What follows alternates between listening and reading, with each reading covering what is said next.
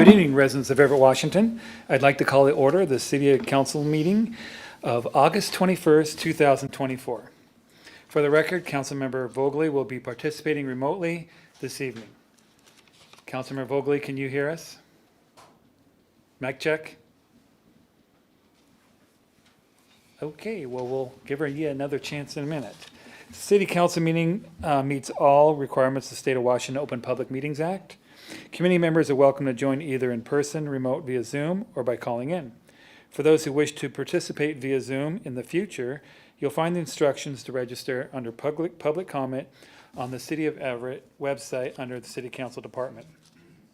Please note that we do not allow comments of any kind of campaigning, whether or not you're for or against ballot measures or candidates running for office. We also do not accept comments focused on personal matters that are unrelated to city business. We ask that the audience refrain from clapping, cheering, or booing, and no signage of any kind are allowed in the chambers. We ask that everyone take a seat and not gather in the entryway area. Clerk, will you please take the roll? Mayor Franklin. Excused. Councilmember Zarlingo. Here. Councilmember Vogely. Here. Councilmember Fossey. Excused. Councilmember Toohey. Here. Councilmember Ryan. Here. Councilmember Bader. Here. President Schwab. Here. At this time, I'd like to ask Councilmember Zarlingo to lead us in the Pledge of Allegiance. Pledge allegiance to the flag of the United States of America and to the republic for which it stands, one nation, under God, indivisible, with liberty and justice for all. Thank you. And at this time, I'd like to ask Councilmember Bader to read the land acknowledgement. The City Council wishes to acknowledge the original inhabitants of this place, the Stohosha people and their successors, the Tulalip tribes. Since time immemorial, they have hunted, fished, gathered on, and taken care of these lands and waters. We respect their sovereignty, their right to self-determination, and honor their sacred spiritual connection with land and water. We will strive to be honest about our past mistakes and bring about a future that includes their people, stories, and voices to form a more just and equitable society. Thank you very much. At this time, minutes been sent out. Do I hear a motion to approve the minutes for August 14th, 2024? Councilmember Ryan moves approval of the minutes from August 14th, 2024. Second, Councilmember Bader. Motion and second's been made. Clerk, please take the roll. Vice President Zarlingo. Yes. Councilmember Vogely. Yes. Councilmember Toohey. Yes. Councilmember Ryan. Yes. Councilmember Bader. Yes. President Schwab. Yes. In absence of the mayor, I'd like to welcome Chief DeRose, who will be introducing two new officers.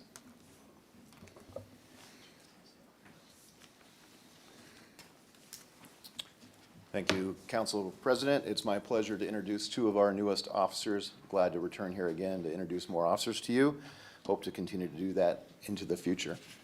I'd first like to introduce Jonathan Weiss. Jonathan was born in Oakland, California, and brought up in a military family. He graduated from Palo Verde Valley High School in 2000, then enlisted himself, serving 3 years in the Army. Jonathan received his AA from Pierce College in Puyallup, then moved to Bellingham and earned his BA in business from Western Washington University. Shortly after college, Jonathan began his career in law enforcement with the Burlington Police Department, where he worked for 8 years. He then lateraled to the Bellingham Police Department, where he spent 5 years. Jonathan then left police work in 2021 and served in pastoral ministry at his local church in Bellingham. When returning to law enforcement, Jonathan chose Everett because it is a large and diverse city with many unique features. He looks forward to getting to know the community and us, the people that live here. He also hopes to eventually serve as a crisis negotiator, which is a specialty assignment he enjoyed previously. Jonathan joins EPD with his wife of 20 years, Ashley, and their 6 children. When not at work, Jonathan enjoys spending time with the family, baseball card collecting, playing his guitar, and staying active in his church. He's very thankful and excited to continue his law enforcement career at the Everett Police Department. Jonathan Weiss. Now I'd like to introduce Hannah King. Please step forward. Hannah was born in Florida, but lived in Clarksville, Tennessee, and Abu Dhabi while growing up. She attended College of Central Florida and earned a bachelor's degree of Business and Organizational Management. This is a little bit of a mouthful. Business and Organizational Management in 2020. Hannah then transferred to Iona University in New York, where she obtained a Master's of Business Administration and a Master's of Science in Finance. After graduating from college, Hannah worked as an assistant women's basketball coach for 1 year before moving to Washington State to be closer to her family and to pursue a career in law enforcement. Hannah wants to work in a field that gives her the opportunity to contribute towards something bigger than herself. She also appreciates the unpredictability of policing and the demand to think and react to rapidly changing circumstances. Hannah chose Everett PD based on her impressions of our culture and from the conversations she had with recruitment officer Danny Rebellos. Kudos to him. Hannah graduated from the academy on August 15th and is eager to start police work, hoping to help people through both their best and their worst days. In her free time, Hannah enjoys traveling to new places, reading, and working out. She recently moved to Seattle and has enjoyed exploring the city to find the best coffee shops and discover new restaurants. I present to you Hannah King and Jonathan Weiss for swearing in. Thank you, Chief.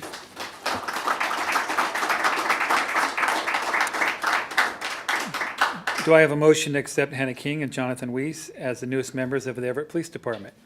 So move to accept both new officers. Seconded. Okay, I have motions been made in second. Clerk, please take the roll. Vice President Zarlingo. Yes. Councilmember Vogely. Yes. Councilmember Tui. Yes. Councilmember Ryan. Yes. Councilmember Bader. Yes. President Schwab. Yes.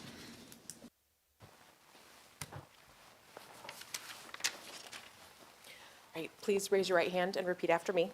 I state your name.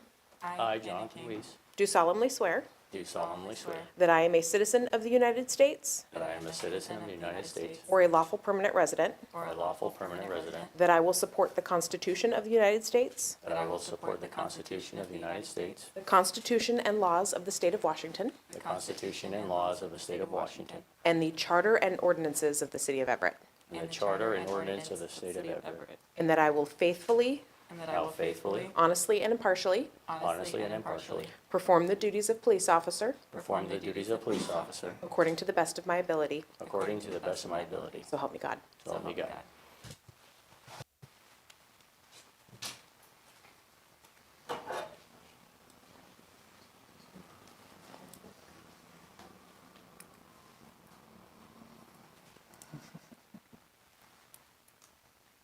Okay, well, so be it, I guess.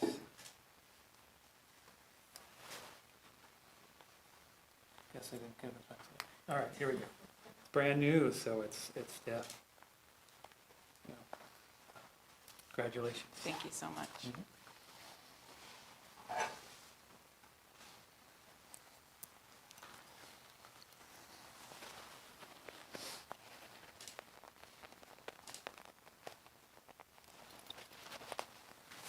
Congratulations. Thank you so much.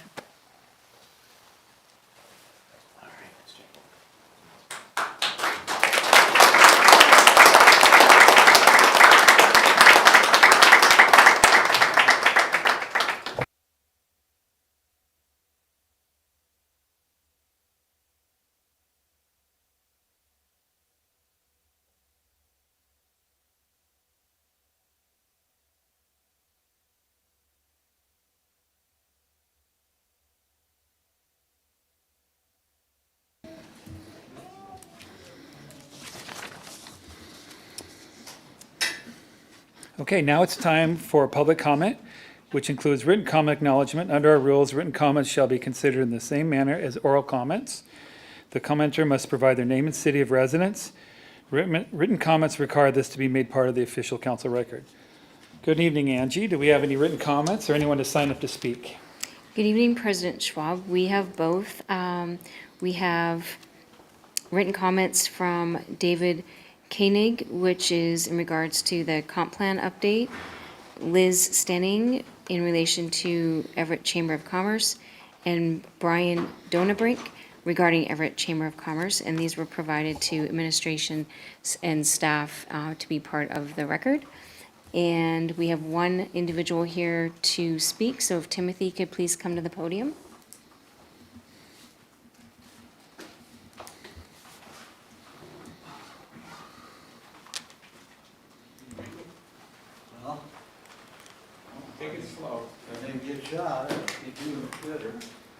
And before you start, please state your full name and city of residence. You have 3 minutes to speak. Oh, your mic, oh, it was on.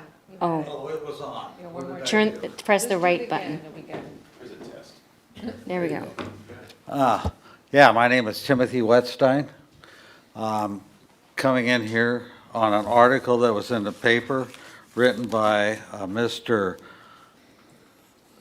Connor Zamora about a golden parachute that we're going to do. We just had to vote that, you know, we didn't have any money and we're $12 million in debt. And now we're going to start paying off people to quit and go away. That doesn't seem like a good way to spend our money. Basically, the people that are at the very bottom have the least majority. They should be able to be laid off, and then everybody moves down because they got promoted because they're better at the job, and that's why they got promoted. And I just think this is just a bad idea. That's what we pay unemployment insurance for. That's about it. And again, I don't know why we are having a contract with an ambulance company when we have these high-dollar EMT vehicles. But that's all I got to say. My hip's killing me, but I got a new one from the VA. Thank you. Thank you, and that concludes our public comments. Okay, that's it? Okay, thank you very much. Moving on to council comments and liaison reports. Councilmember Zarlingo. Well, first, I want to thank our police department for the excellent job of recruiting. I'm really amazed at the breadth and depth of their experience and their skills, what they'll bring to the department, the expertise there, and the diversity of that, which I think is a great thing given the diversity of the population they'll be serving. So I'm happy to see that, and congratulations. The only other comment for me is my gratitude at being invited to a ribbon cutting for a new business here in downtown Everett over the weekend, a yoga studio. Just really grateful for businesses coming to voting in favor of Everett for a place to start their new business, for the investment they make here in time and energy and money, the risks they take, and the richness they bring to the city. So happy to get a chance to see that, and congratulations to them. Wish them all the success with their new business. Councilmember Vogely. No comment and no report. Thank you. Thank you. Councilmember Tui. Yeah, I don't have a report. I just want to welcome our 2 new police officers and really appreciate the hard work your team's doing. So it's paying off. Thank you. That's all. Thank you. Councilmember Ryan. Thank you. Earlier this evening, we had the Parks and Quality of Life Committee meeting, and we heard an update from Tammy Dunn with the Snohomish County Sports Commission, and she shared more about the work that the County Sports Commission is doing, not affiliated with Snohomish County government, but a partner. And then also drilled down more specifically to events that we've had in Everett over the last 6 years or so, and just it was interesting to see the chart of number of visits we've had and overnight stays, and the economic impact that the different sporting events have had over the year. And of course, there was a huge dip in 2020, so to see the slow increase over the past few years is really encouraging to see. So, and it's events like the 3-on-3 basketball tournament and the bike ride that, what was it called, Optium? Yes, a couple months ago, and just other marathons and whatnot in the city that attract a large number of people. So keep up the good work. I wanted to share out the Pinehurst Beverly Park neighborhood. They, in lieu of doing a national night out this year, they're going to be doing an ice cream social on August 27th at 6:30 at Lions Park, and they're going to have giant Jenga and giant cornhole and some other fun events. So if you're in the area, I would encourage you to stop by. Thanks. Thank you. Councilmember Bader.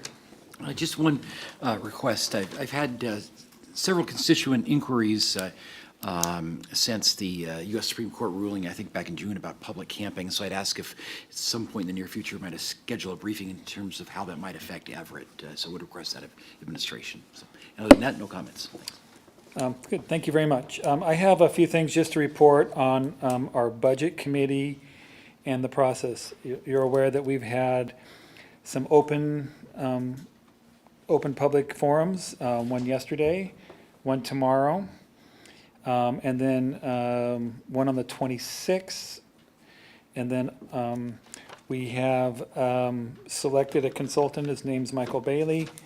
Michael Bailey is a municipal budget analysis person. He was employed by a municipal research center. He's also been a consultant for the Government Financial Officers Association, the Washington Financial Officers Association, and a consultant for the Association of Washington Cities. So I feel very fortunate that we're able to get his expertise. It will be just based on the amount of time that it's going to be a flexible contract. It's going to be based on the amount of time that we use him for, and the focus is going to be from a council perspective, and that he's going to be reporting to the council independently of the mayor's staff. Also, I've been working with the mayor's staff on some budget and finance committee.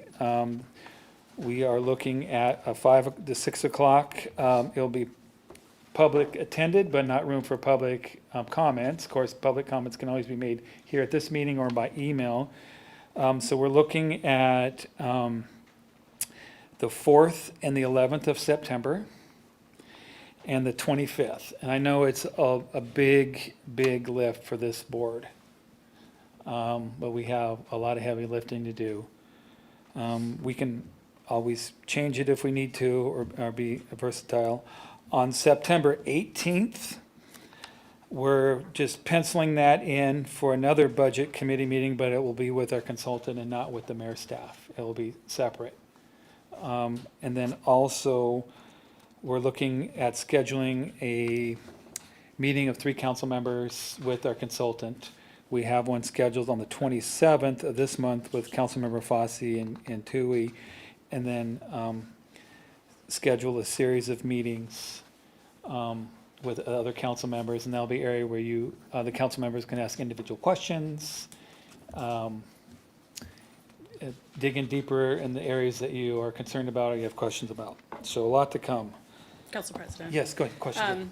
I'd love for these upcoming meetings, the 4th, the 11th, and the 25th, if there could be an outline of some sort or some goal for each of those meetings, just to roadmap the process and what our intentions are with the meeting and what should be discussed. So I think it'd be helpful just to get us all in the right frame of mind. And I appreciate that. I think on the 4th, we decided that agenda is going to be more of a recap of what got us here as a baseline, kind of everything we've already heard, but just a recap.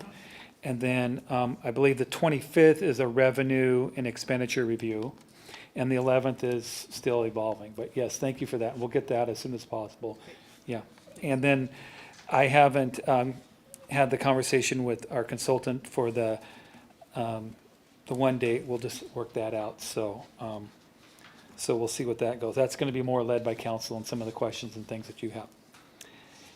Also, I'm looking at, sorry I'm long-winded here, but I guess we have lots of business. An ordinance to consider changing the time and format of our 4th Wednesday to a day meeting, going back to more of the traditional 12:30 time. So think about that, and we can talk about that later, or give me some feedback. Also considering changing that to a remote meeting. And the intentions are to reduce the staff time that's required for preparation and go back to more of a traditional model where we did a daytime meeting. So those are the goals of that. So thank you for that. At this time, do we have administrative update?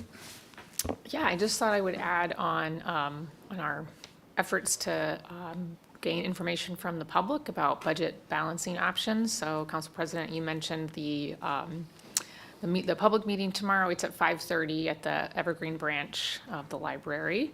And then the Monday meeting, also 5:30, that's at Everett Station in the Weyerhaeuser Room. And of course, residents will have the chance to speak directly to Council President Schwab and the mayor and other council members that might be in attendance. At the same time, for folks that can't make those meetings in person, there is a survey on the city website. It's everettwa.gov/2025 budget survey. So I encourage anybody that's listening to check that out and submit your thoughts about what is most important. And I think it's framed more as, what is most likely to be on the, potential cuts for 2025. And then I might just add from our staff discussions about the budget committee meetings in September, our goal is to keep the staff presentation to sort of get our arms around it and limit that to the greatest extent possible so that council has a good chance to talk to share your questions and share your ideas and thoughts and work through all of that with the goal of making sure that easing our way into the 2025 budget process. So, yeah, that's it. And thank you for that. And I think just to reinforce Councilmember Ryan's is we know the topics and they can be better prepared to ask questions. Yeah, you were spot on with the topics we've talked about, and we talked about it yesterday. Council President, Council Vice President, and I talked about it yesterday. I talked with the rest of the team like a little bit today, and so hopefully in the next, maybe by next week, I'll have more details and we can give you a better outline of what to anticipate for those, the full set of the 4, I guess, but the 3 kind of more staff-driven briefings for those workshops. Yep, and thank you for the extra time. This is an important time, right? Okay, on to our city attorney, David Hall. No report. We are asking for a 5-minute executive session to discuss a litigation matter pursuant to RCW 4231.10(1)(I) with council action to follow. With council action. With council action to follow. Okay, thank you. All right, before us, we have 9 consent items. Is there a motion? Councilmember Bader moves the consent items. Second the motion? Okay, motion and second's been made for consent items 1 through 9. Clerk, please take the roll. Vice President Zarlingo, Yes. Councilmember Vogely, Yes? Councilmember Tui, Yes. Councilmember Ryan, Yes. Councilmember Bader, Yes. President Schwab. Yes. Okay, moving on to our proposed action item. Council Bill 2408 has been read into the record. Are there any questions from council members on item number 10? I believe last week Councilmember Vogely asked for a presentation or a briefing on it. Thank you. Councilmember Vogely. I'm not looking at the agenda, so I imagine that this is the cameras in the courtrooms in municipal building, and I am curious if anybody from staff wants to give us a little bit more information. The reason I'm asking is because we're in a budget crisis, and I know how important it is to have non-grainy video feed, especially if something bad happens and you need to look at the person that is the possible criminal, for lack of a better term. So, does anybody want to convince me even more that it's needed? Thank you. Good evening, Bob Leonard, Parks and Facilities. This is simply a safety and security issue. We have cameras currently at the municipal court, but they are 20-plus years old, and we do have issues with them. And technology has changed a lot since we originally procured those. We are going to 35 cameras, and we are going to be covering not only some of the interior, but the exterior as well.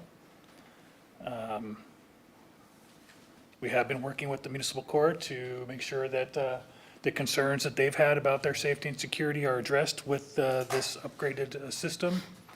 Just as they are more high def, so you will be able to see what's going on a lot better. Plus, again, we're covering more areas inside and outside of the building.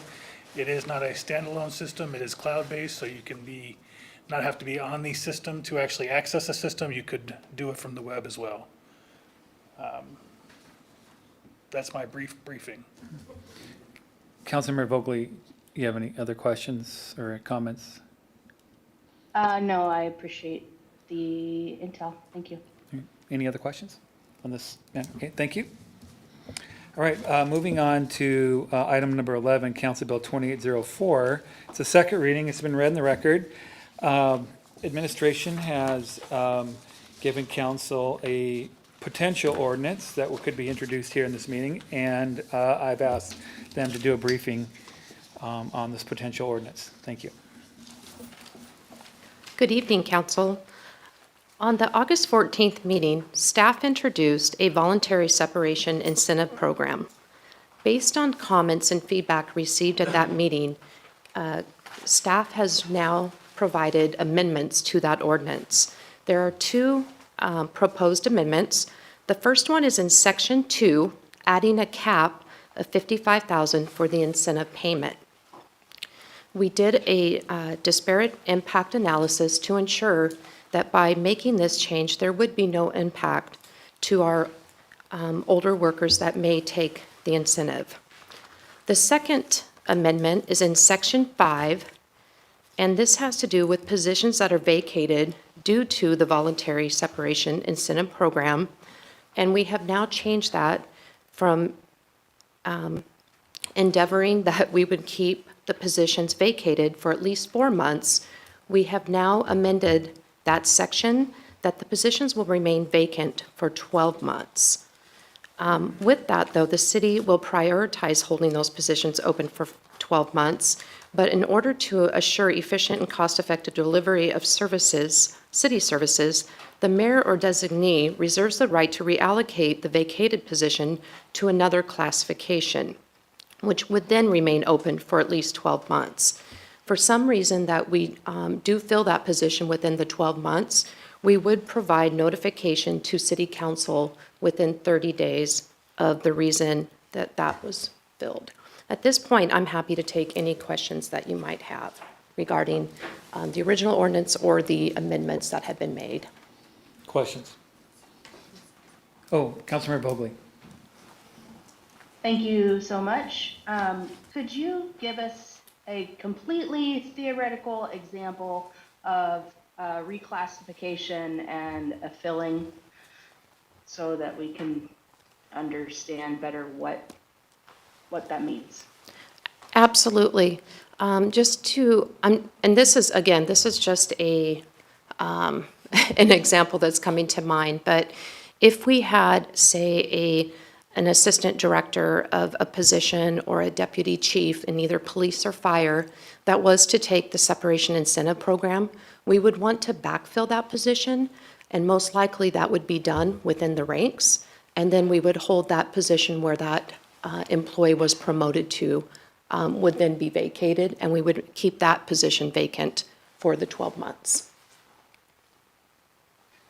So the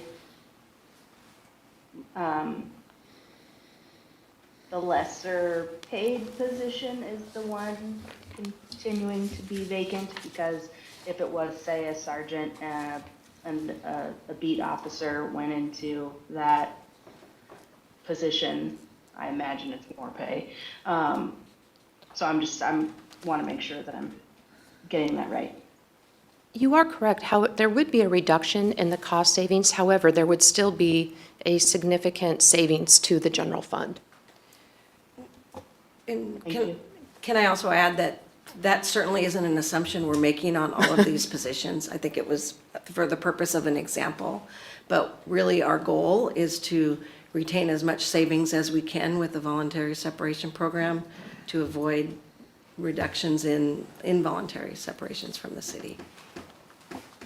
Okay, thank you. Councilmember Vogely, I'm putting you on the spot again since you're on the video. Do you have any other comments or questions at this time? Not at this time. Okay, great. Thank you. Councilmember Ryan?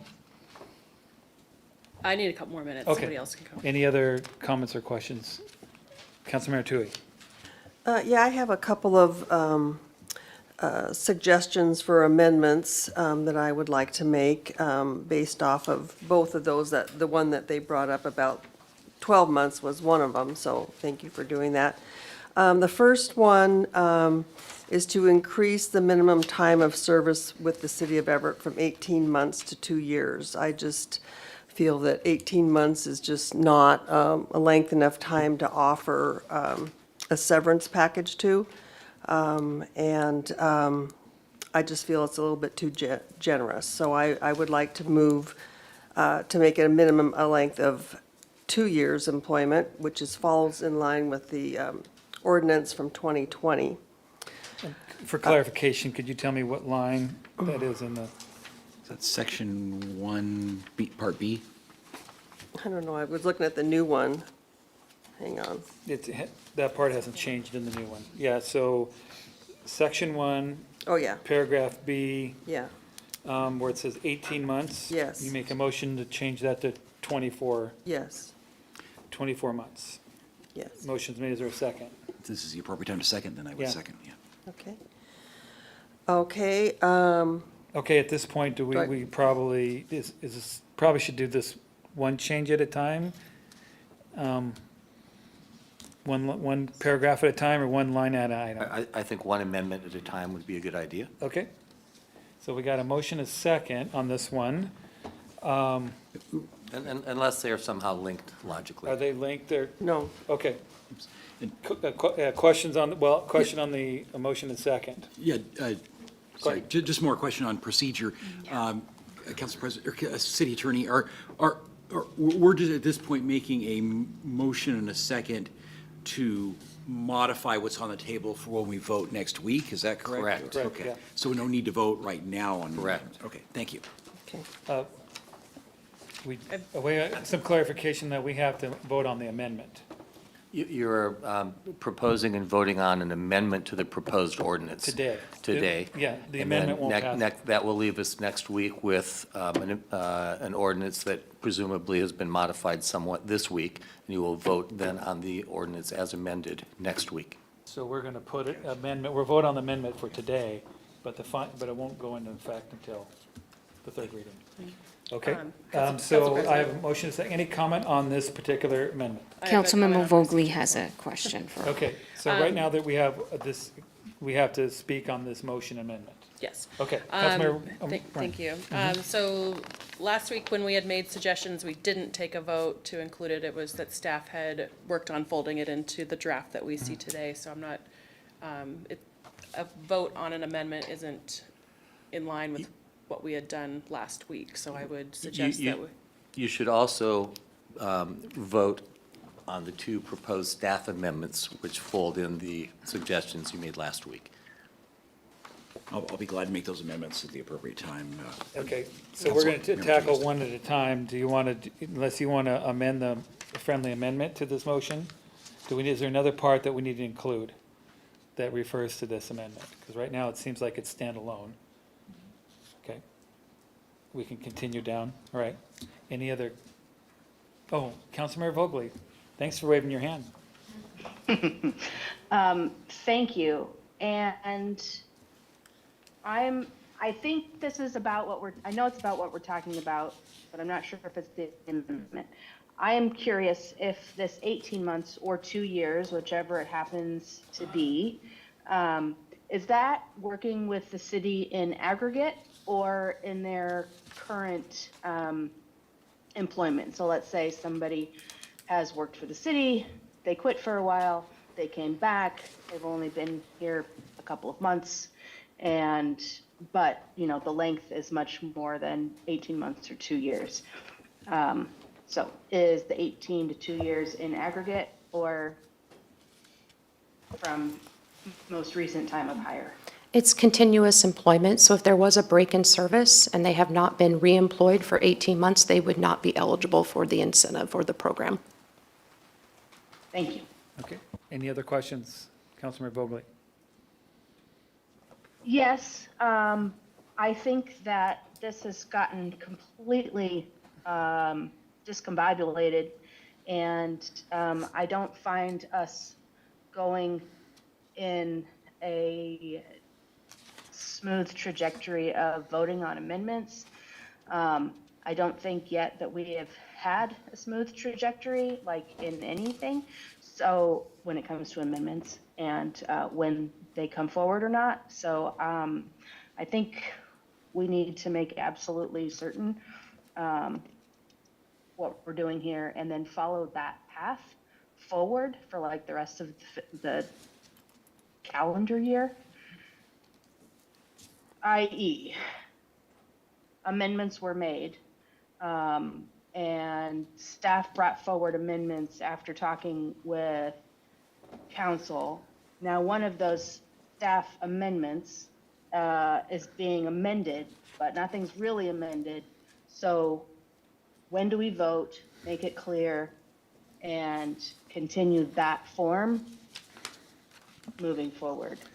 Okay, at How this that point, happens? if I can answer your question, I think we'll just go, well, technically, we got to go by motion in the preference it's made, but I guess as a chair, I'll just ask that this body go through each section, and we'll do it numerical as we go through if there's potential amendments. So after this section, we'll go to the next section if there's any potential amendments there, and that may include suggestions by administration. I think that you covered it. I think just to clarify, this amendment is for section 1, just like you guys stated. The ones that staff presented were for sections 2 and 5. So it turns out you're on track with doing that, you Okay. know, the first section, and you can, All right, so well, thank you very much for everyone, the discussion. Okay, we're back to section 1 on the potential ordinance, and we have an amendment. Is there any other questions or comments on this particular amendment?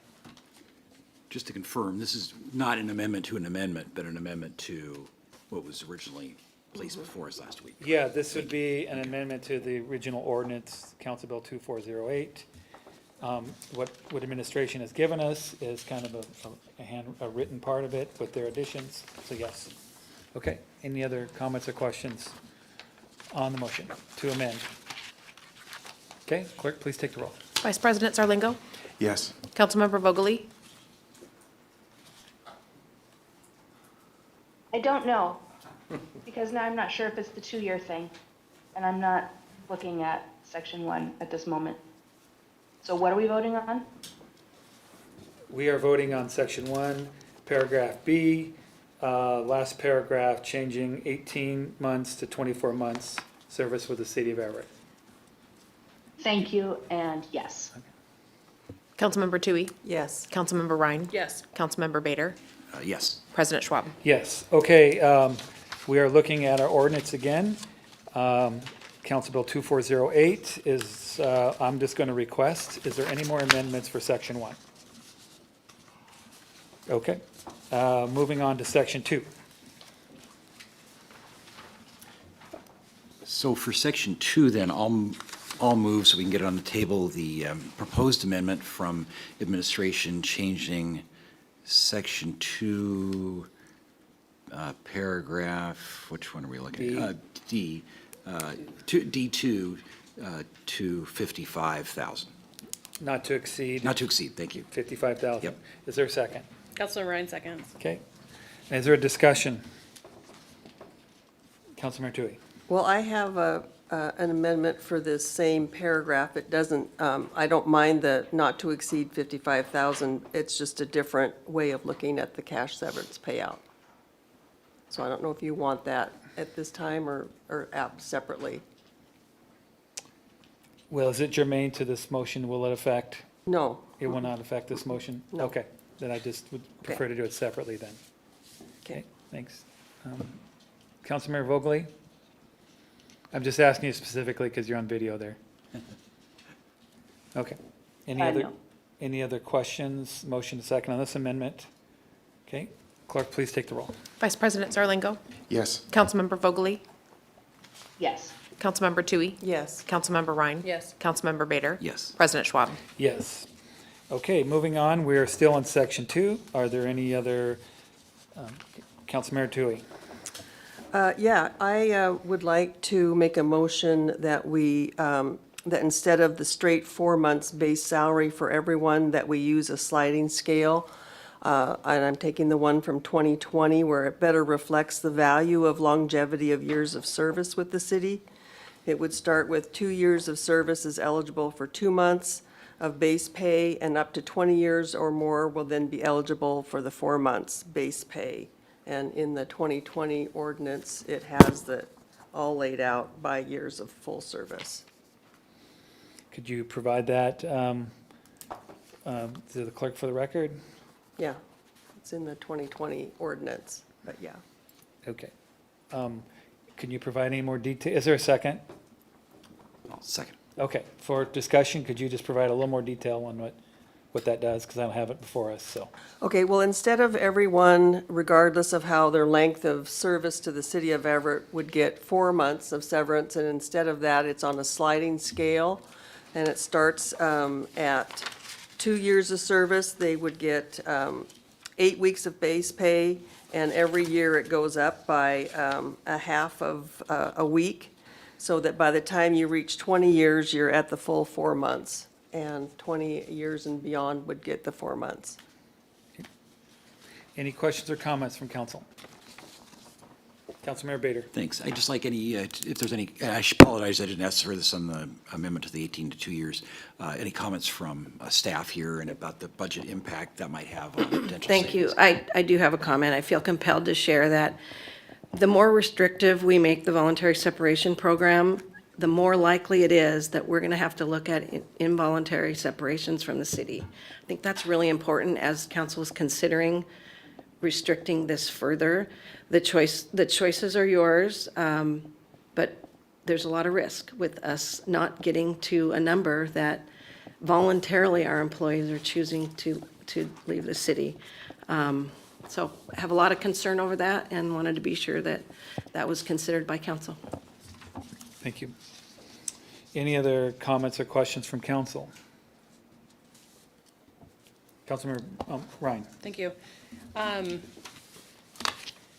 Yeah, I'm not sure if I'm ready to vote on that specifically this evening. I need some time to think about it a little bit more and would appreciate hearing the budgetary impact that that would have to help us reach whatever goal we have before us. So if there's any further analysis of maybe how it worked with the 2020 separations and I think we would just totally. additional input would be really helpful. I think that's something we could put together for next week, but I don't know that, unless Candy wants to give it a try. Yeah, I think it's important to, anytime that you implement a voluntary separation incentive program, you really have to look at the goals and the purpose of the program. And the last program that we did, we were really focused. If you look at, we even included enterprise funds, we included transit, we included utilities. This time, we're really strategically looking at departments where we need realized savings in general fund. We're also looking at departments where we know that reorganizations and redeployment can happen. And I think it's important to know that right now, this program right now has 141 minus already 4 from the prior amendment that you guys that council took earlier tonight. And the average age, years of service with the population that we are looking at is only 13 years of service. And so by doing this, we are really discouraging employees that may want to take this program. So I would think hard about that decision. There is a reason why we did the flat dollar amount or the percentage this time. There's equality for everyone, and we're hoping that the incentive would be enough to attract everyone that is eligible.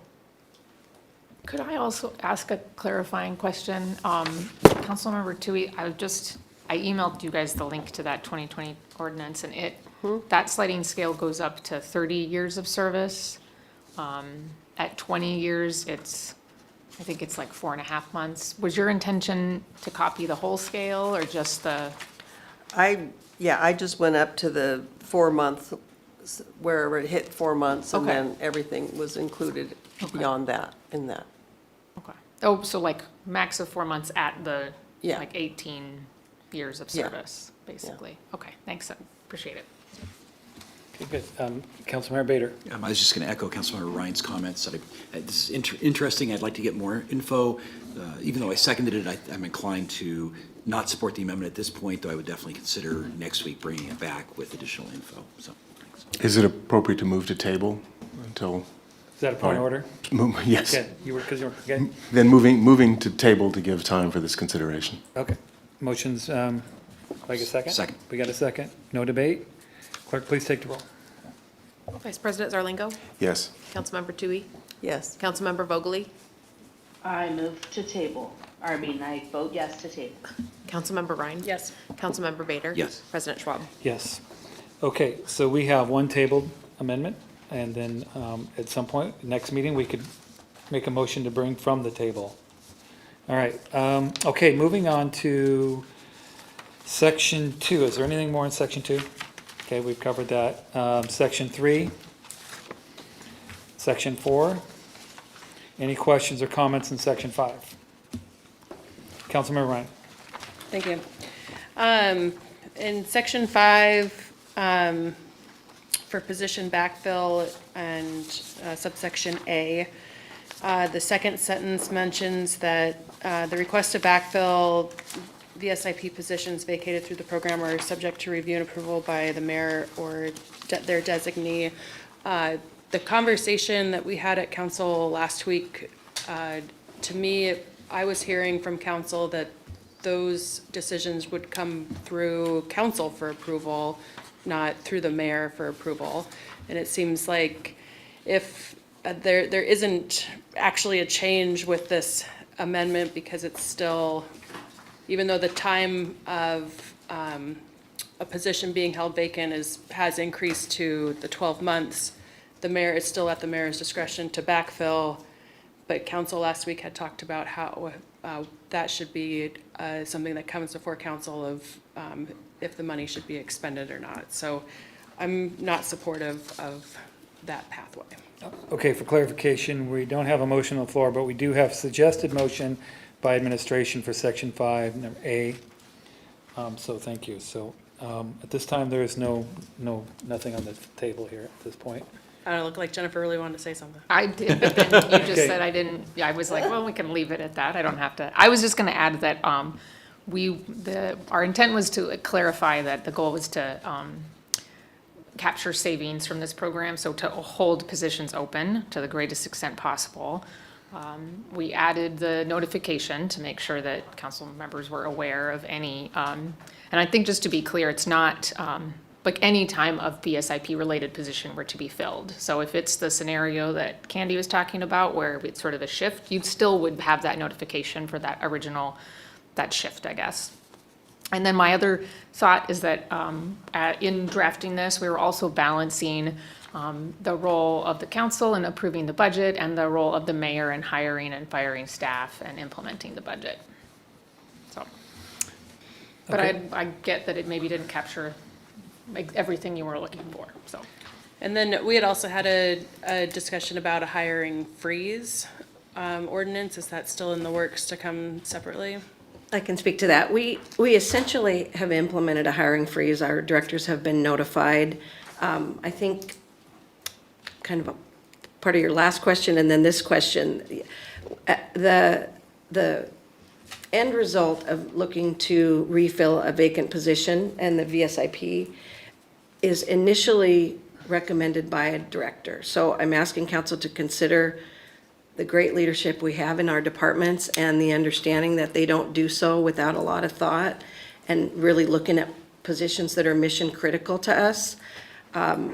Currently, they're required to reach out to Dan Templeman or I, the senior executive directors, and so we're vetting at that level as well. Most positions will remain vacant, but some mission critical positions such as police officers, paramedics, our non-general fund utility positions, and at times positions that generate more revenue than all the expenses that are incurred for a position. Those are examples of times we would look at needing to refill prior to a 12-month window, only when it makes financial sense to do so, or it's a mission critical element.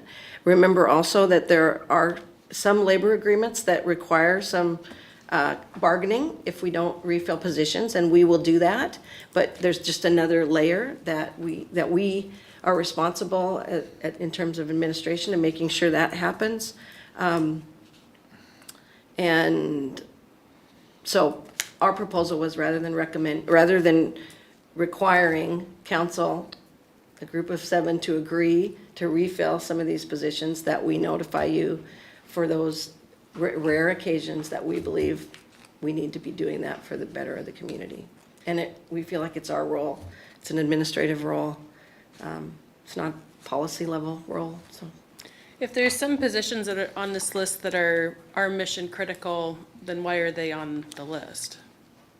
I think Lori was speaking broadly to the concept of a hiring freeze unrelated to the voluntary separation incentive program. That's right. And, yeah. Okay.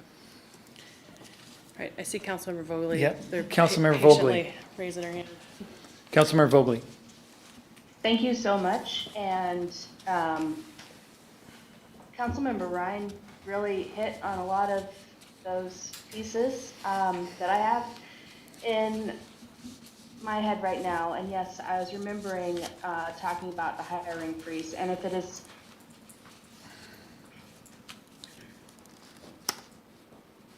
it concerns me that there are voluntary separation possibilities for critical workers that would need to be backfilled.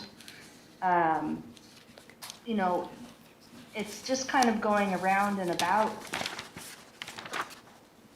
It's really hard talking in a computer, seeing myself twice, so I'm going to put that out there too, because I'm up there with 2 of me. So whether there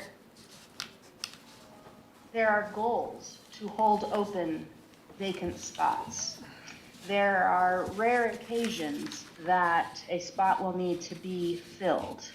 And it's not policy that the council decides which staff comes and goes. Understood. But this budget has been steadily in decline, and it's the property tax, 1%. So I'm not like putting angsty, bad decision-making. But the council needs to know now more than ever what positions, not who the people are, but what positions, how much they cost, and when they're going to be filled. And if we're not getting a hiring freeze, and we're only getting it will be rare if we do, but it's still going to be the mayor's decision, and we'll know about it within 30 days. That does not fly well with me.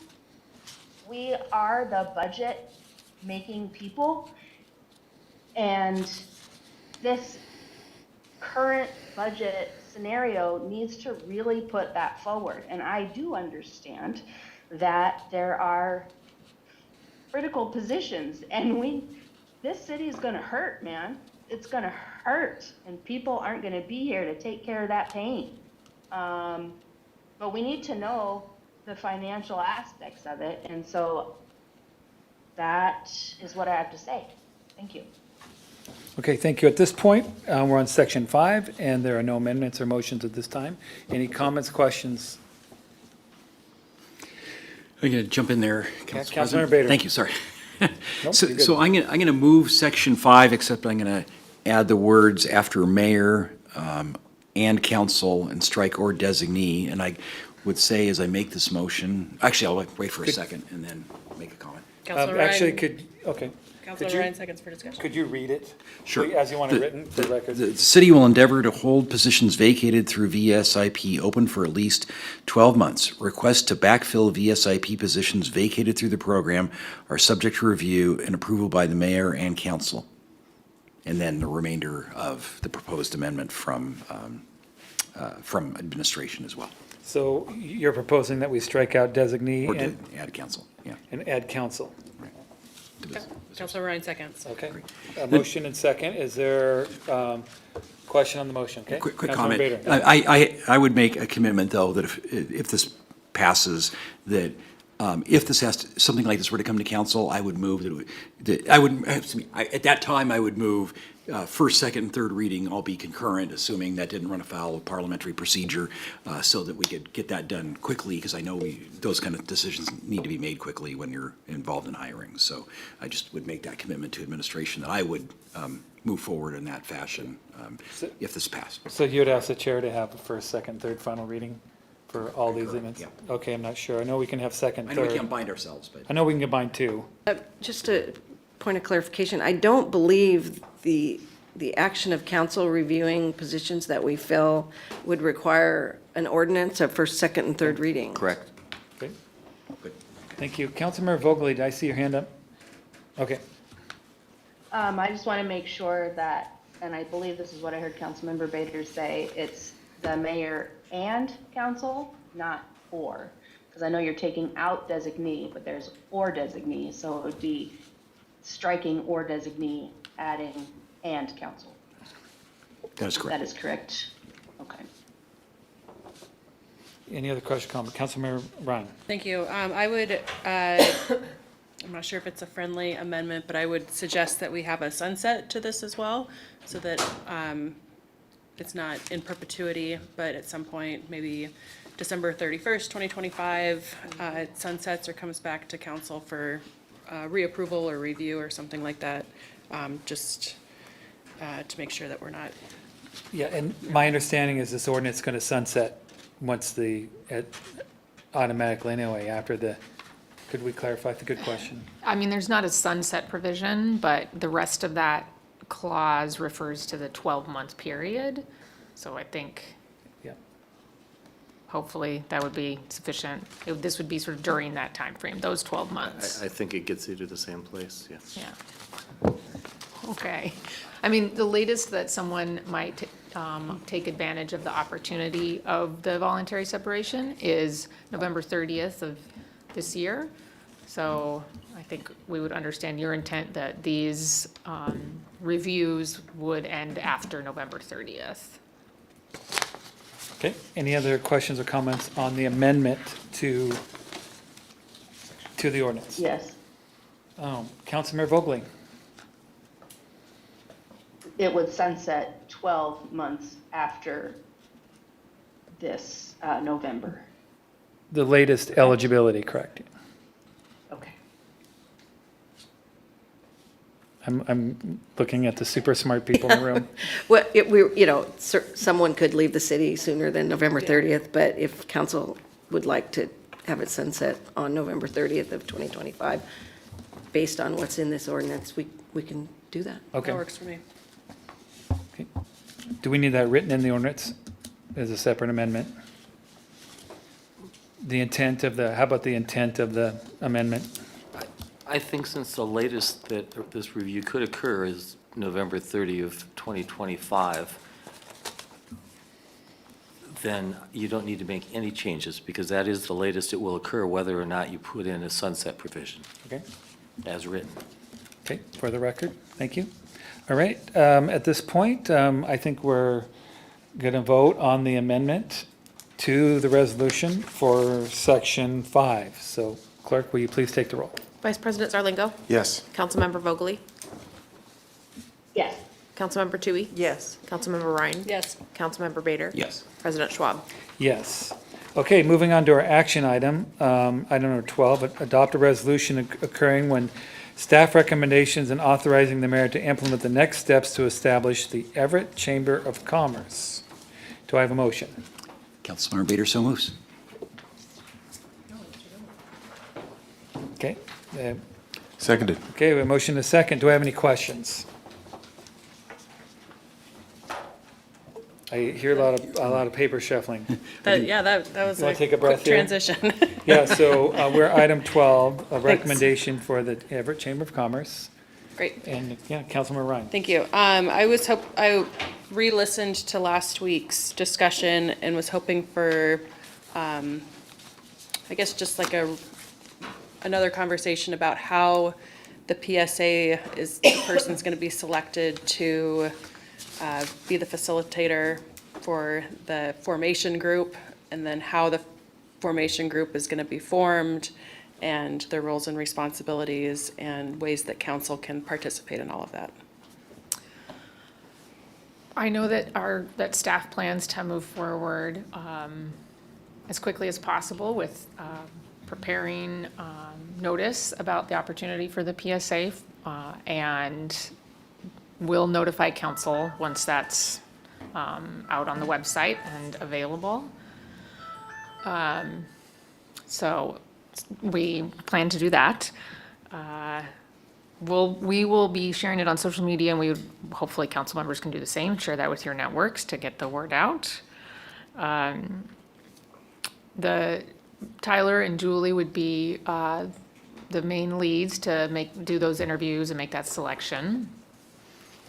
And then the formation committee, I think that role is, is part of the concept of that individual, or I guess individual that would be selected through that PSA.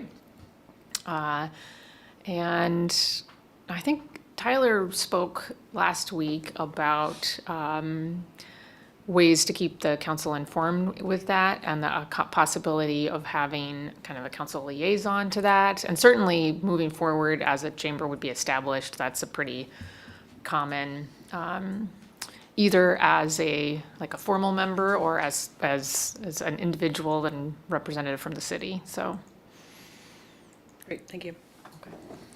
Okay, we are still on the action item. Item 12, any other questions or comments? Councilmember Bader. Thanks. Just a comment that I appreciate the presentation that Tyler and Julie gave last week, and I intend to support this, but just would say that this time next year, I would be grateful for an update in terms of progress of membership. I just am in the back of my mind somewhat concerned that the business community needs to really show they're behind this and become members quickly to show this has legs and support. And so would be grateful for an update next year at this time before we get to the point of, I guess, finalize, would I continue to provide funding or might not have a second opportunity to reconsider funding next year? Thanks. Yeah, I have this green highlighted note in my usual note piece that says chamber update regular basis, so we'll get back to you before a year has passed. And then I'll just also add that RFQ for the PSA, that request for qualifications, that staff plans to send that out on Monday, this coming Monday, the 26th, to our list of eligible contractors, and then our council members will be asked to help distribute that as well if you're inclined, so. Okay, is there any other questions on item number 12? Okay, clerk, please take the roll. Vice President Zarlingo. Yes. Councilmember Vogely. Yes. Councilmember Toohey. Yes. Councilmember Ryan. Yes. Councilmember Bader. Yes. President Schwab. Yes. Okay, now moving to item number 13, I'll read Council Bill 2408-19 in the record. First reading, adopt an ordinance allowing birthing centers on the ground floor of certain designated streets, amending EMC Chapter 19.01, definitions, and 19.05, uses. Public hearing and third and final reading, September 4, 2024. We have our planning director here to brief us. Hello, Mr. York. Good evening, Council Welcome. President Schwab. Thank you. Council members, I'm York Stevens, Washington Planning Director. This is council request legislation to exempt birthing centers from the restriction on clinics in Metro Everett on streets designated transit-oriented development or pedestrian. Land uses throughout the city are regulated under Chapter 1905 of Everett Municipal Code. In that chapter, clinics are defined as a building or a portion of a building designed and used for the medical, dental, or surgical diagnosis or treatment of patients under the care of doctors, and clinics fall within that, birthing centers fall within that category. Clinics are allowed in light industrial, mixed urban, business, neighborhood business, and UR4 zones with different approval routes and special regulations depending on the zone. In the mixed urban zone, which covers downtown Everett, Metro Everett, and most of our major corridors, clinics are prohibited on the ground floor in those TOD and pedestrian streets within Metro Everett. The proposed ordinance would exempt birthing centers, would add birthing centers to a small list of clinic subtypes that are exempted, and those currently include dentists, psychiatrists, chiropractors, physical therapists, optometrists, and ophthalmologists. The ordinance would add birthing centers, then allowing them on the ground floor in much of Metro Everett. When council request legislation like this is processed, or any land use ordinance for that matter, what staff does is provide a staff report, prepare a staff report and a recommendation that covers the criteria for amendments to the development regulations. Those 3 criteria in Title 15 of EMC include consistency with the comprehensive plan, furthering the public health, safety, and welfare, and representing the long-term best interests of the Everett community. We do a review under the State Environmental Policy Act, including an environmental checklist that looks through all of the different aspects of the environment and what the proposal would imply for those impacts. There was a determination of non-significance issued on August 1st, which means that staff review did not find significant adverse environmental impacts as a result of this proposal. The Planning Commission then reviews the proposal and with a briefing, a public hearing, and then provides a recommendation. They have approved Planning Commission Resolution 24-03 recommending approval of the proposal. We also do notification to state agencies and public notice via the Planning Department webpage, 3 mailing lists, the Planning Commission, the State Environmental Policy Act, and the neighborhood leader lists, as well as the Herald Legals. The staff recommendation was to approve, the Planning Commission recommendation was to approve, and I'd be happy to take any questions. Okay, are there any questions from council? Okay. Councilmember Vogel. Thank you. I know that we are talking about birthing centers, and I would like to ask a general question. If a clinic is already established in Metro Everett, but it's been asked to cease and desist, can that clinic go forward and request, I don't even know what it's called, not a rezone, but request to be able to continue their work and their clinic activities via the planning director and planning commission? If I'm following, there may have been a clinic or a type of a use that was established on the ground floor despite that prohibition in code, and then might be the subject of some communication to, as you said, cease in that use.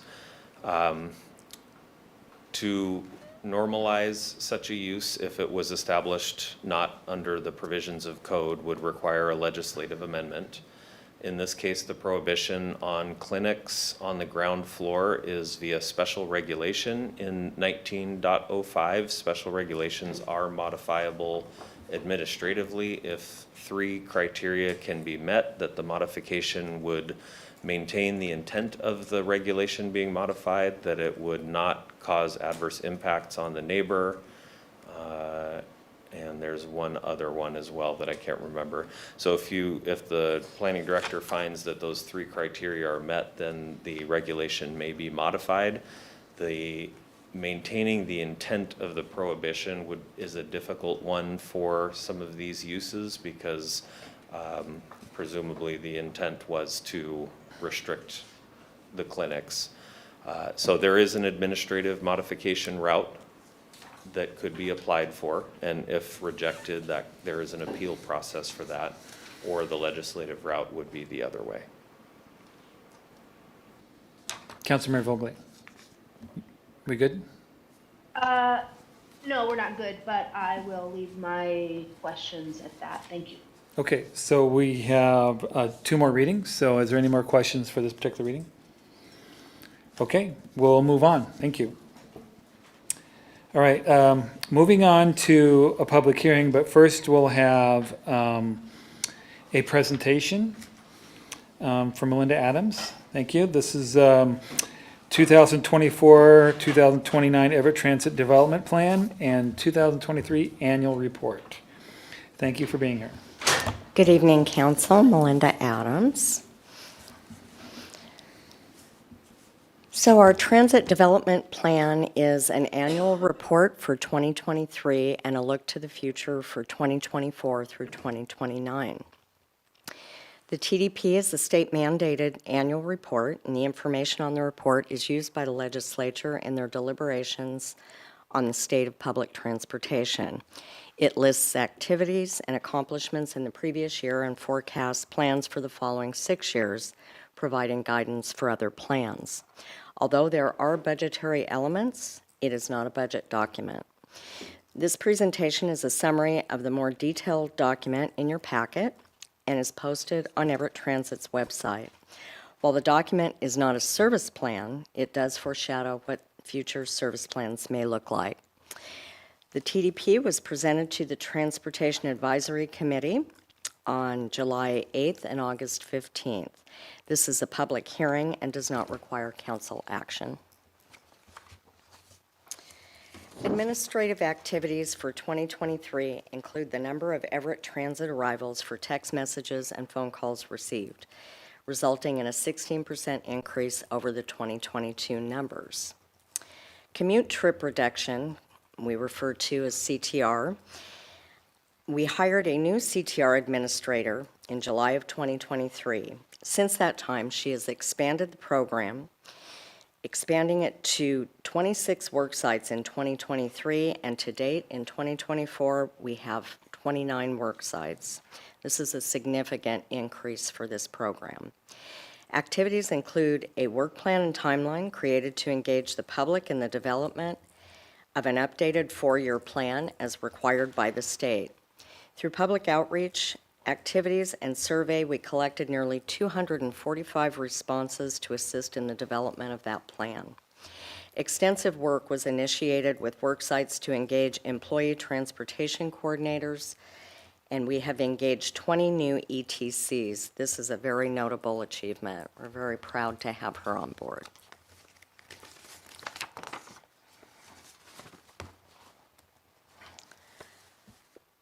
Activities and projects in 2023 worth highlighting: the ORCA payment program. Participating agencies in the region continue to work towards a full system acceptance for next-gen ORCA. Phase 2 work will include ORCA cards on iPhones, fare capping, open payments, and the regional Lyft database. To date, in 2024, Google Wallet has been implemented to allow the end user to pay with an Android device, with Apple products soon to follow. New online features include replacing ORCA cards, ordering all card types. Just for reference, fare capping is used when a rider hits a certain amount. There is no additional cost, so it's common as a pass. Capping could occur daily, weekly, or monthly. Open payments give the ability to tap the RFID-enabled debit or credit card on the ORCA validator instead of the regular ORCA card. All this stimulating information, right? Everett Transit updated its website in 2023 to provide the end user a better experience. Features include a translation function that's powered by Google Translate, an accessibility tool to increase font size, spacing between characters, color shift, contrast adjustments, and more. We provide a cleaner design overall, placing the most popular search items like routes, paratransit fares, and the trip planner.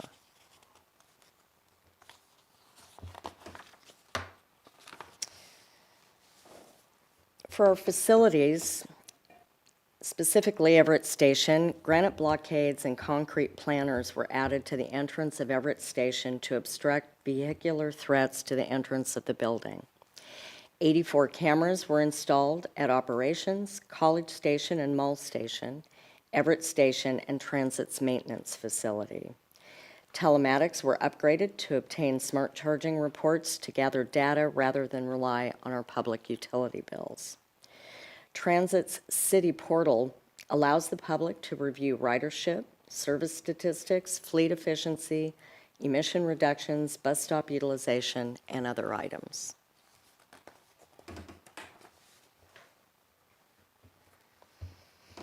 Fixed route operations.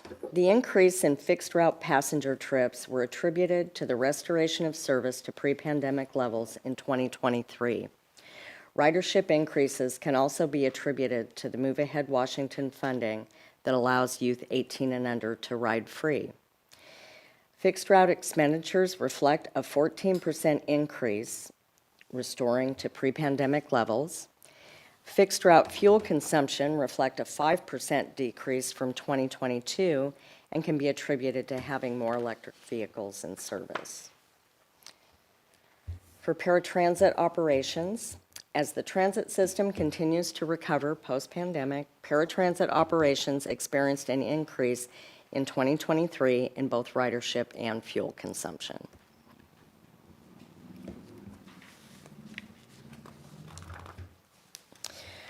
Everett Station operations. As transit services increased, activity at Everett Station has increased. Operating revenues reflect a decrease from 2022. This can be attributed to one of our largest leaseholders, WorkSource, vacating our second floor.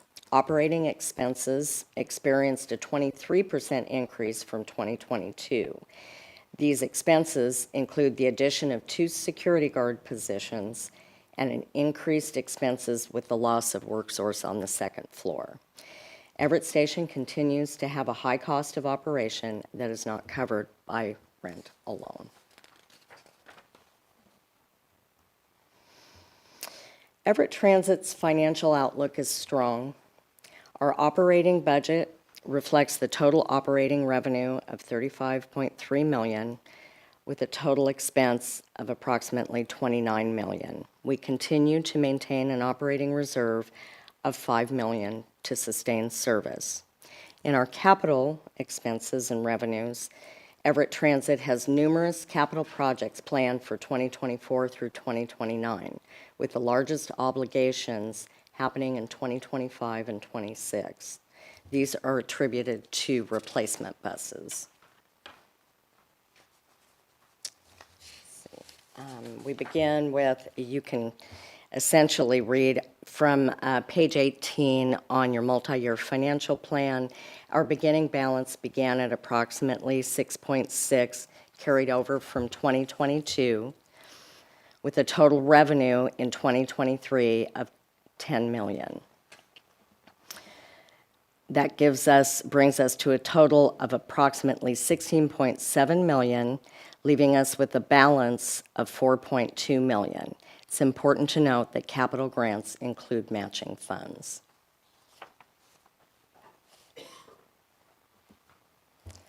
So looking ahead, that kind of recaps all of 2023. Looking ahead, 2024 through 2029, our paratransit projects begin with the ORCA integration for the installation of fare readers onto our vehicles. Over a 6-year span, 2024 to 2029, Everett Transit will focus on the replacement of 25 paratransit vehicles. The agency continues to monitor the electrification of paratransit vehicles as technology unfolds. We will likely use local dollars to purchase 1 to 2 vehicles while technology progresses to a stable level in order to evaluate the feasibility of electrifying the paratransit fleet.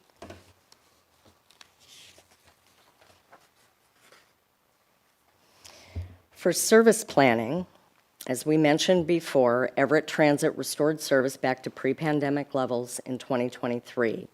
We credit this again to Move Ahead Washington, which provides free fare for youth 18 and younger. This infused our operating budget with approximately $2.1 million per year through 2038. The years 2024 to 2025 will provide adjustments for optimal service delivery. And in 2026, a microtransit pilot program may be implemented to evaluate the feasibility of using shuttles for service delivery. Microtransit is often used as a connector piece to longer running routes. This pilot project will be dependent upon grant funding. For years 2027 through 29, they include extending the riverfront waterfront service, finalizing and implementing system elements to complement the Swift Gold Line. For our facilities, Everett Station continues to focus on safety updates and improvements over the next several years.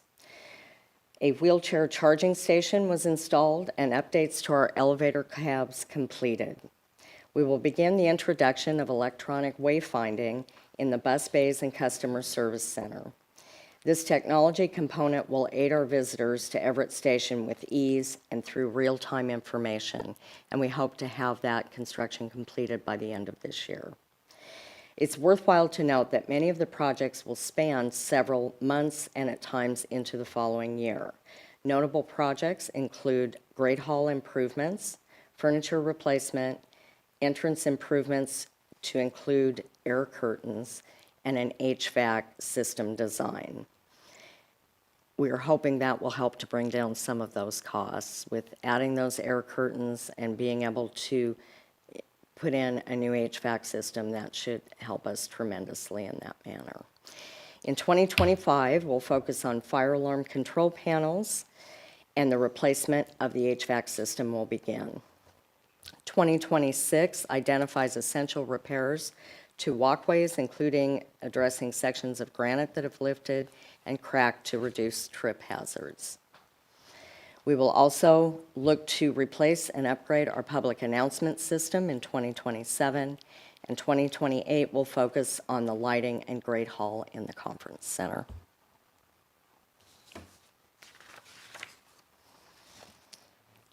For our operations base, to meet the goal of operating a zero-emission fleet, major projects include the expansion of inductive charging equipment throughout Everett Transit's network. The introduction of inductive charging to Everett Transit's infrastructure will change the way public transportation is operated in Everett. Inductive charging allows buses the ability to stay on the streets from the first run of the day to the last run of the night. Projects include commissioning of, it says 10, we have increased this now to 12 inductive chargers that were funded by grants. The installation of those cabinet chargers and buses expected to arrive in Q1 of 2025, in addition to a fast cabinet charger. Other facility projects include the relocation of Everett Mall Station with the mall developer between 2024 and 25. Conversion to an electric fleet also requires a maintenance facility that can support electric vehicles, maintenance, and repair. In 2026, Everett Transit will use state and federal funding to support the engineering and design of a new maintenance facility. This work is expected to continue for several years. In 2025, electronic wayfinding will be expanded to include both college and mall stations, and this real-time departure information will assist those customers at the major transit hubs. From 2024 through 29, passenger amenities will improve more than 200 bus stops with new seating and will bring other amenities to a current standard. Installation of wire mesh will continue to bring all of the shelters throughout the service area and include a full replacement of shelters at College Station. Everett Transit's financial picture begins strong with the close of 2023 and peaks at $35 million in 2024. The downward trend of this chart reflects the transfers of funds to capital reserves for fleet replacement and other capital projects as the years progress. It is important to note that we continue to maintain an operating reserve of $5 million, and we finished strong with a capital budget of $8.1 million. Also important to point out is this chart does not reflect any competitive grant funding earned during those years. And that, my friends, brings us to a close and opens up for questions. Thank you very much. Any questions? Councilmember Sarlingo. Well, one, I think you just answered. It sounds like the relocation of the mall station as they remodel the mall, that'll be done in cooperation with mall owners and... Yes, absolutely, yes. And one other question, I think you were talking about RFID technology, and currently the one core thing is the the one common thing is the ORCA cards. Does that mean that debit or credit cards, and there are RFID equipped ones, would be useful down the road or usable down the road instead of an ORCA card? Yes, and they'll move more towards the mobile ticketing from your telephone. Phones? Yes. Okay, great, thank you. Any other questions? Councilmember Vogely? Yes, Councilmember Vogely. Awesome, even better the second time.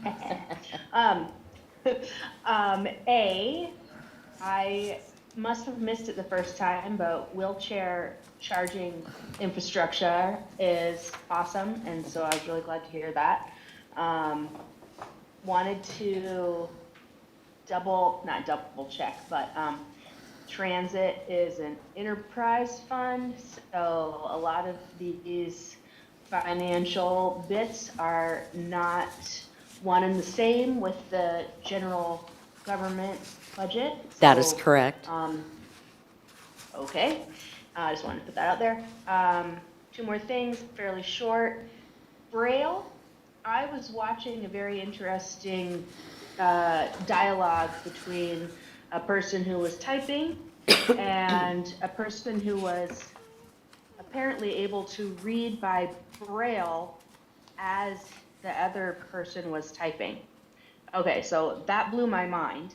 And I don't expect that kind of technology to be at bus stops, but not being blind, I haven't really noticed if there's Braille available in spaces, but I don't recall seeing any.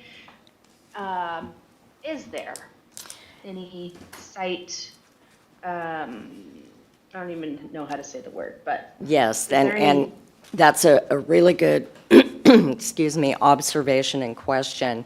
Actually, at Everett Station, at each one of the bus stop posts, down along the post at a basically height level are Braille identifications. I don't really know what to call it either, but it allows the user to know what bay they are at. And then our customer service center, regionally, they publish a Braille schedule that is updated, and a customer may come into the customer service center to actually get those, and that's a regional ORCA product. Okay, thank you. And one more thing. I was taking the bus. I was planning on taking Route 7 at the same bus stop as Route 29 was also. I was like, oh, it's not going to come for 15 minutes. Da, da, da. Oh my gosh, there it is. And I jumped on the bus, and it was the 29. I'm curious if there are I didn't hear a vocal notification that this is bus 29 that you're entering. But I'm wondering if that is a thing when there are multiple buses expected at approximately the same time for people who aren't paying attention. Well, we do have the audibles inside the bus when you're on, which announces each of the stops. I'm going to actually defer to Tom. Do we have the exterior, or Tom or Mike? I was so close to not having to call one of them up here. Just blame it on me. It's usually me. Thank you, Mike. There we go. Mike Schmieder, Transit Operations Manager. And yes, under the automatic passenger announcement system, the buses should announce when the door opens at the stop. So those that are visually impaired know which bus that they're catching. So if it didn't on that one, it should. Dang it, I knew that answer. I just didn't want to project for sure. Okay, well, thank you very much. Councilmember Vogel, was that? I'm done, yes. Okay, Thank you. awesome. That was my Thank final you. one. Okay, at this time, I will open up the public hearing. Angie, do we have anyone to speak? We do not. Okay, and there are no written comments on this one? No. Okay. At this time, I would ask for a motion to close the public hearing. Councilmember Ryan moves to close the public hearing. Seconded. Okay, motion and second been made. Clerk, please take the roll. Vice President Zarlingo, Yes. Councilmember Vogely, Yes? Councilmember Tui, Yes. Councilmember Rhine. Yes. Councilmember Bader. Yes. President Schwab. Yes, and at this time, we'll go into executive session. Thank you. For 5 minutes plus time to get there, for potential action to follow.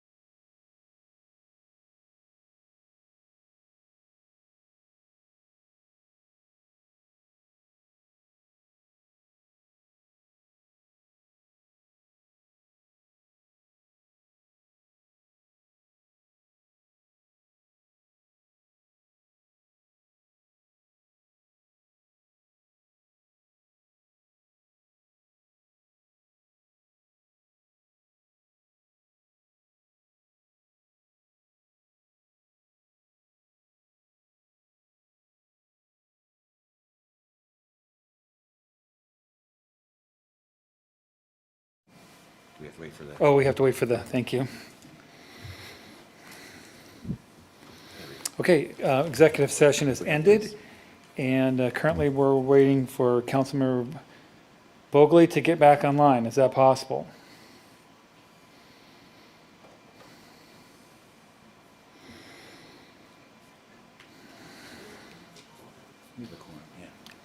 Here. Okay, thank you. Okay, all right, executive session is ended, and I'll, City Attorney David Hall, do you have a suggestion for us? I do. We are hoping for a motion to authorize the mayor to settle a claim filed by Miriam Morin in connection with a vehicle accident, a collision with one of our Public Works utility vehicles that occurred January 14 of 2022, resulting in some bodily injury and lost wages. Our adjuster believes that a fair settlement, and she has agreed to this, is $24,750. So we're hoping for a motion to authorize the mayor to execute that settlement. So moved. Second. Okay, motion and second move. Clerk, please take the roll. Vice President Zarlingo. Yes. Councilmember Vogely. Yes. Councilmember Tui. Yes. Councilmember Ryan. Yes. Councilmember Bader. Yes. President Schwab. Yes, and no further business. Meeting is adjourned.